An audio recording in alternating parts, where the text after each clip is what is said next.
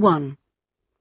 You will hear a man telephoning a library to find out about joining.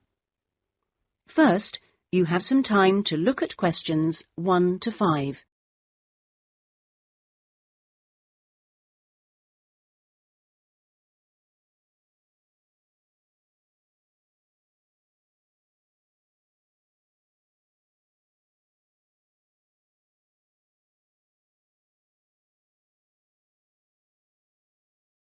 You will see that there is an example which has been done for you.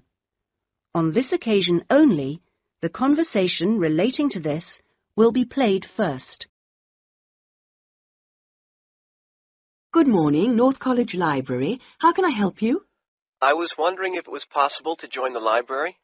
Are you a student at North College? No, I'm not, but someone told me it was possible to join even if I wasn't. That's right, it is. Are you over 18? That's our minimum joining age. Yes, I am. The minimum joining age is 18, so 18 years has been written in the space. Now we shall begin. You should answer the questions as you listen, because you will not hear the recording a second time. Listen carefully and answer questions 1 to 5. Good morning, North College Library. How can I help you?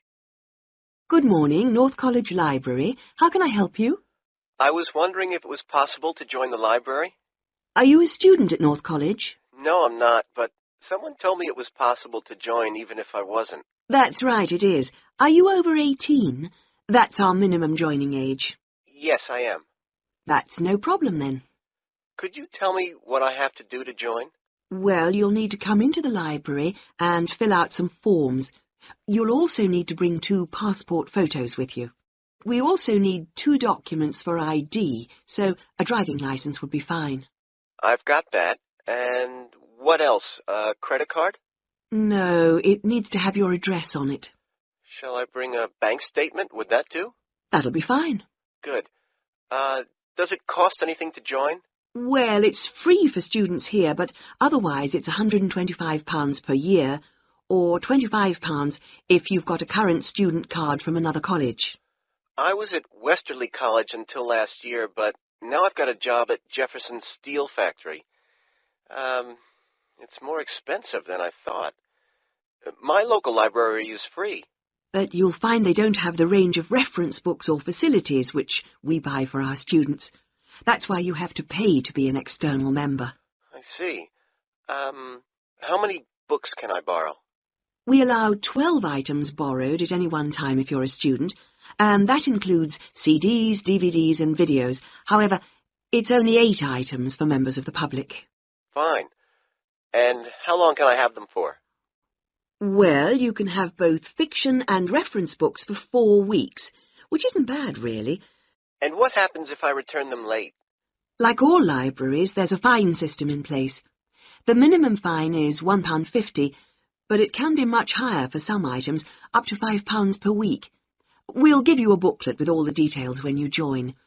You can always renew items, if they're not required by anyone else, by telephoning or logging onto our website.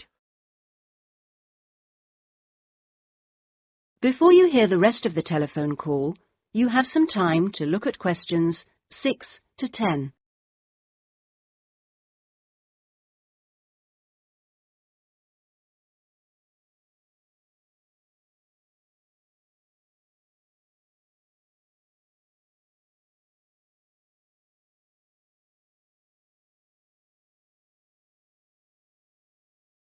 Now listen and answer questions 6 to 10.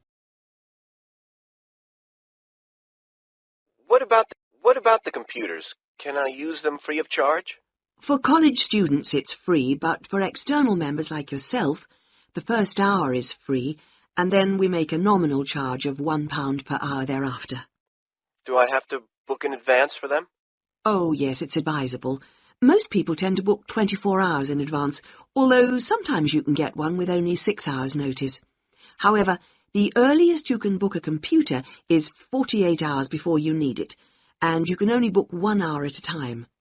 If no one else has booked the computer out, Then you may be able to have another hour if you want. We have a wide range of databases, so the computers are in great demand. I'm thinking of doing some writing, and I might need to access national newspapers. Do you have them on these databases? We do indeed. We've got all the big nationals, The Guardian and The Observer, The Independent, and The Times and Sunday Times. We've also got all the local papers and a wide selection of magazines. Excellent. I assume you have photocopying facilities? Of course. 5p a sheet for both A4 and A3 black and white copies, and 40p a sheet for colour. You can get a card from the counter here. It doesn't take coins. Okay. Oh, by the way, another thing I was wondering about was if you ran any writing classes through the library. We do, but you'll have to speak to John Grantingham about that. He's our resident author. He runs the creative writing classes. John Grant... could you spell that for me, please? Certainly. Grantingham.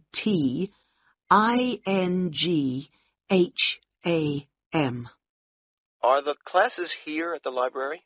Yes, he's here on Thursday evenings. Oh, no, sorry, Friday. He's just changed it. You can contact him by emailing the library. Okay. Right. Well, that's about all I need to know. Thank you. I'll be along later this week to join. Thanks. Bye. That is the end of section 1. You now have half a minute to check your answers.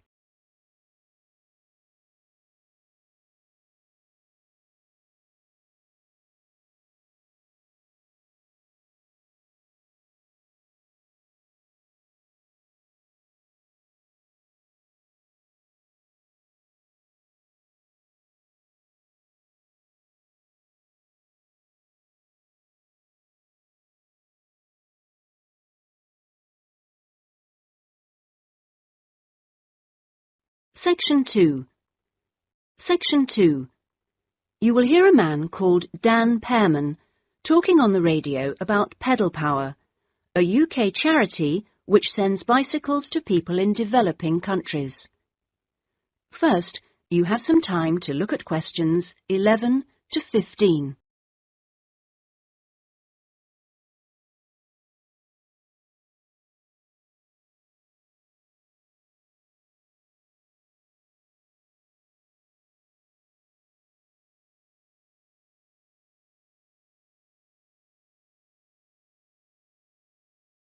Now listen carefully and answer questions 11 to 15. My name's Dan Pearman. And I'd like to talk about the work of Pedal Power, a small charity based mainly in the UK. I'll be giving our contact details at the end, if anyone would like to find out more about how to support us. But first, how the charity began. I got the idea of exporting bicycles to developing countries while I was in Ecuador. I went there in 1993, just after graduating from university. After 3 years of studying, I wanted adventure. I loved travelling, so I decided to join a voluntary organisation and was sent to Ecuador to carry out land surveys. The project came to an end after 5 years, and when I returned to the UK in 1998, I started planning Pedal Power. Where I lived in Ecuador was a very rural area. My neighbour had the only bicycle in the village, whereas everyone else walked everywhere. My neighbour's business was unusually successful, and for years I couldn't understand why. Then I realised having a bike meant he could get where he wanted to go without much trouble. Other local carpenters could only accept jobs in a 3-kilometre radius, so no matter how skilled they were, they could never do as many jobs as my neighbour. At Pedal Power, we collect second-hand bikes in the UK and send them to some of the poorest regions in the world. When we distribute bikes overseas, we don't give them away for free. We'd like to, but long-term that doesn't really help the local economy. The demand for bikes is enormous, which makes them very expensive locally.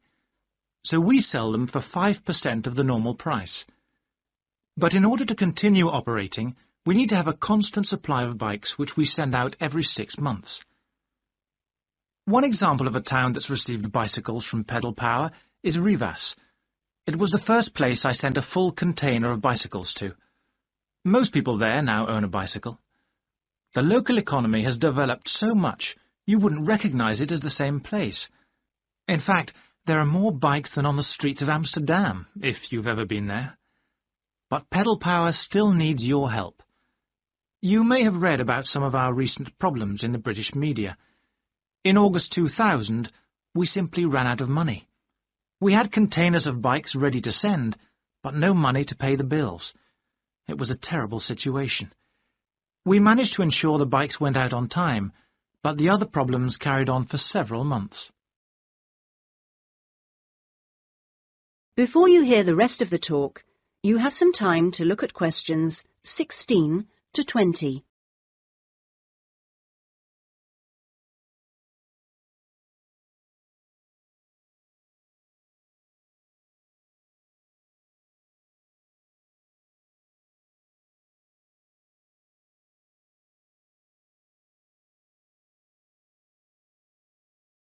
Now listen and answer questions 16 to 20. Fortunately, in October 2001, we won an Enterprise Award, which helped us enormously.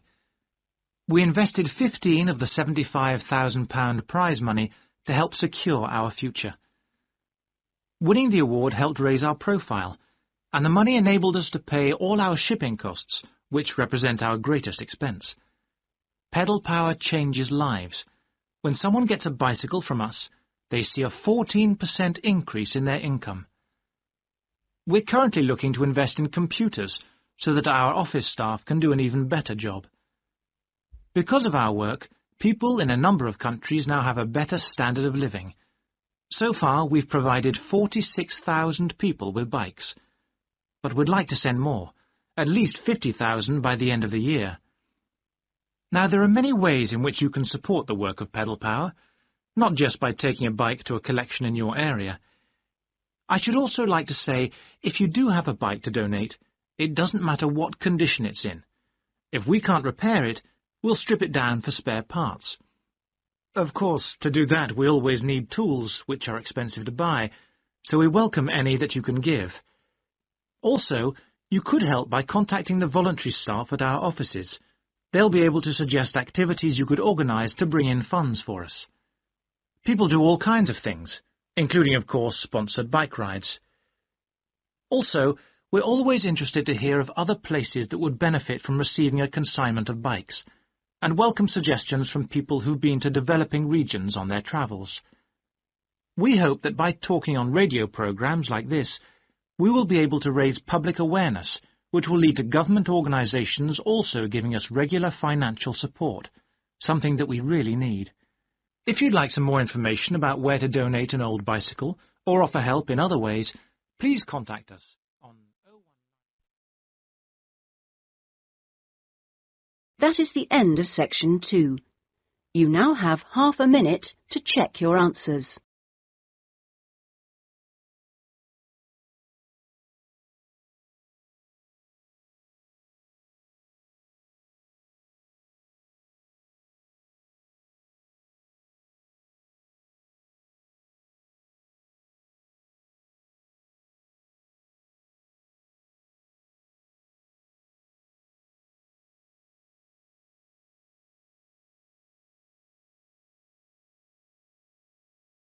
Now turn to section 3. Section 3. Section 3. You will hear a discussion between a college tutor and two students, Christina and Ibrahim. First, you have some time to look at questions 21 to 26.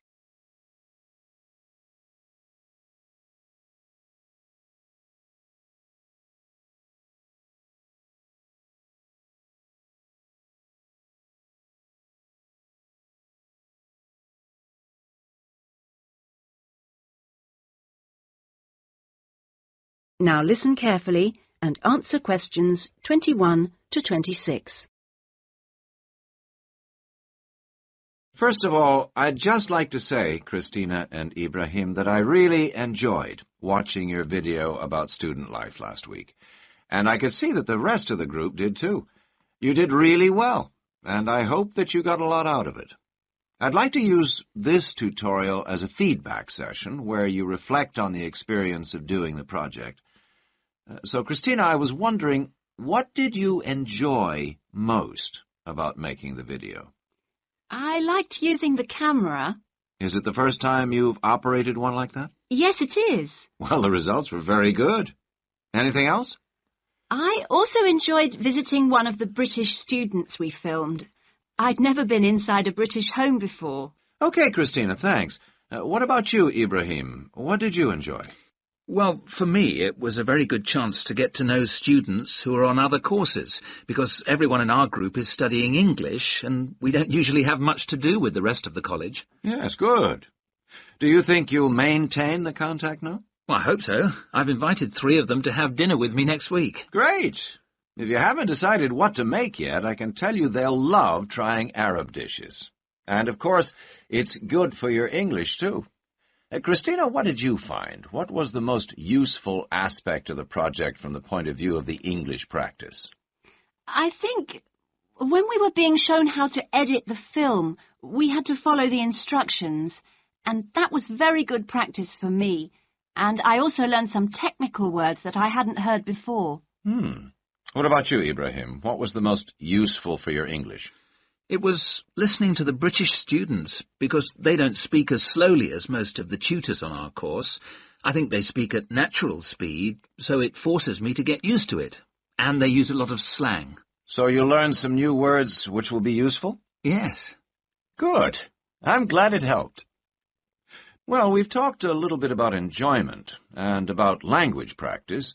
Were there any other benefits? What else did you feel you'd learned from the project? Was it useful in other ways? Yes, well, firstly, I learned how to use a video camera, and also I think I really learned a lot about working together with other people. I've never done anything with a group before, and we had to find ways of cooperating, and compromising, and sometimes persuading people when they don't agree with you. Yes, that is a very useful experience, I know. Before you hear the rest of the discussion, you have some time to look at questions 27 to 30.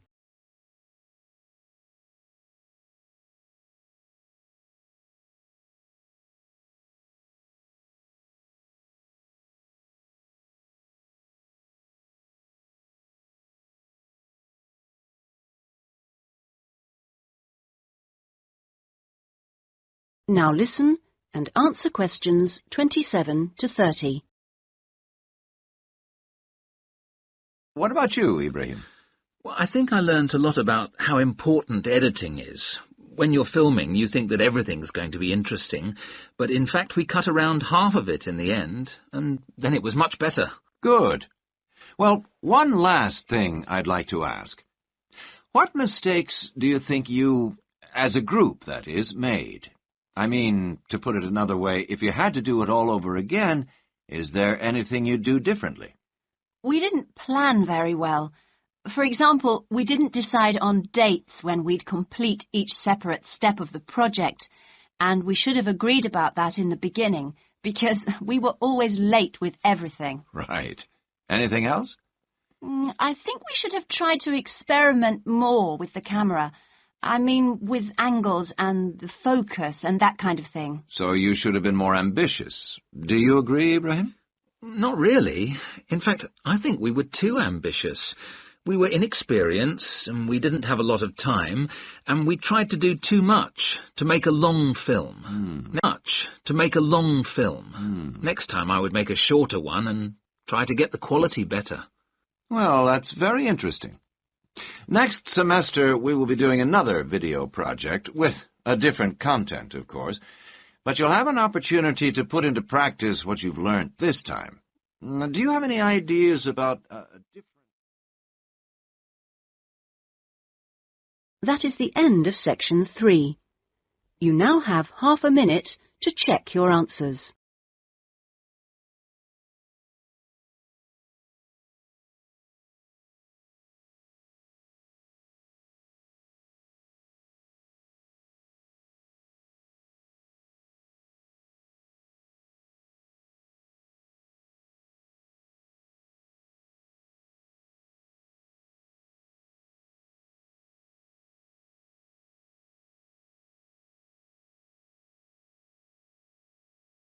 Now turn to Section 4.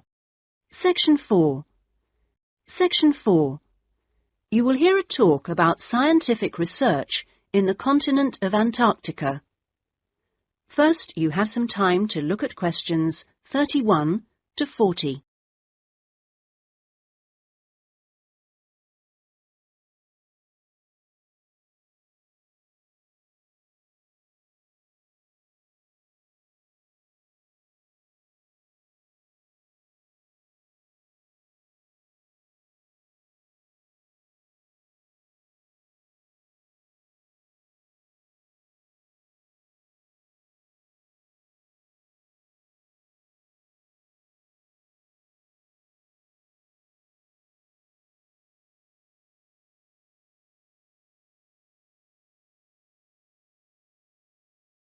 Now listen carefully and answer questions 31 to 40. Tonight I'm going to talk to you about that remarkable continent, Antarctica. Remote, hostile, and at present uninhabited on a permanent basis. For early explorers, it was the ultimate survival contest. For researchers like me, it remains a place of great intellectual challenge, while for the modern tourist, it's simply a wilderness of great beauty. First, some facts and figures. Antarctica is a place of extremes, the highest, coldest, and windiest continent, and over 58 times the size of the UK. The ice cap contains almost 70% of the world's fresh water and 90% of its ice. But with very low snowfall, most of the continent technically falls unbelievably into the category of desert. Huge icebergs break off the continent each year, while in winter, half the surrounding ocean freezes over, which means its size almost doubles. Research and exploration has been going on in Antarctica for more than 200 years and has involved scientists from many different countries who work together on research stations. Here, science and technical support have been integrated in a very cost-effective way. Our Antarctic research program has several summers-only stations and 2 all-year-round ones. I was based on one of the all-year-round ones. The research stations are really self-contained communities of about 20 people. There's living and working space, a kitchen with a huge food store, a small hospital, and a well-equipped gym to ensure everyone keeps fit in their spare time. The station generates its own electricity and communicates with the outside world using a satellite link. Our station, 01, had some special features. It wasn't built on land, but on an ice shelf, hundreds of meters thick. Supplies were brought to us on large sledges from a ship 15 kilometers away at the ice edge. Living in the Antarctic hasn't always been so comfortable. Snow buildups caused enormous problems for 4 previous stations on the same site, which were buried and finally crushed by the weight. Fortunately, no one was hurt, but these buildings became a huge challenge to architects, who finally came up with a remarkable solution. The buildings are placed on platforms, which can be raised above the changing snow level on legs which are extendable.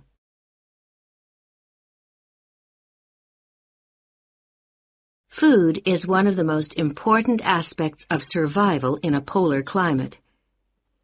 People living there need to obtain a lot more energy from their food, both to keep warm and to undertake heavy physical work. Maybe you know that an adult in the UK will probably need about 1,700 kilocalories a day on average.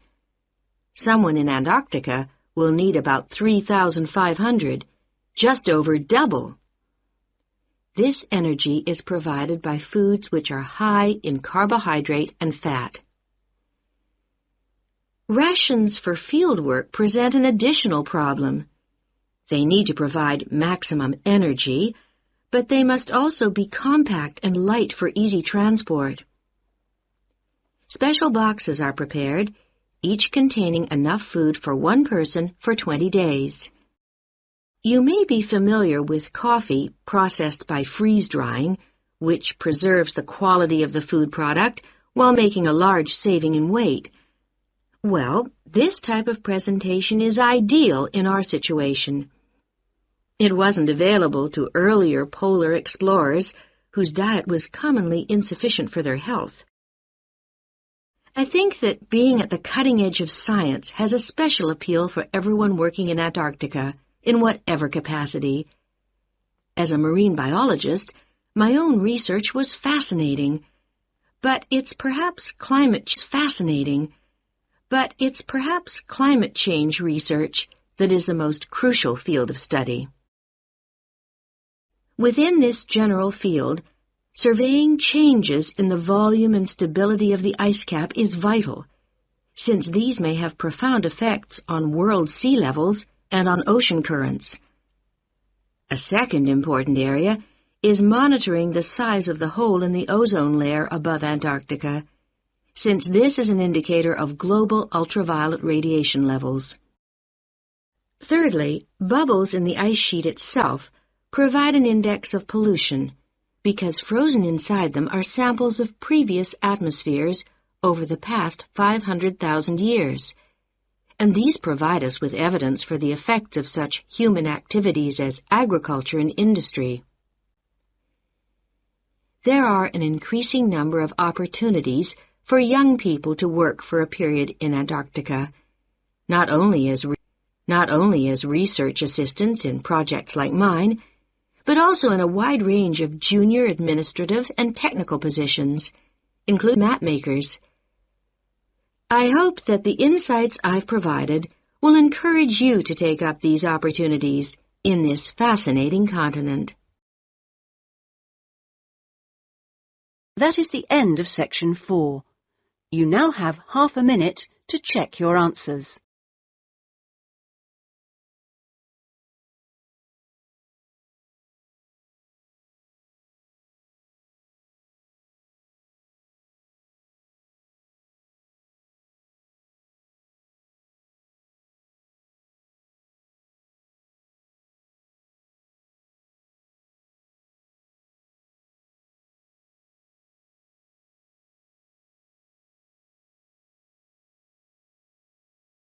That is the end of the listening test.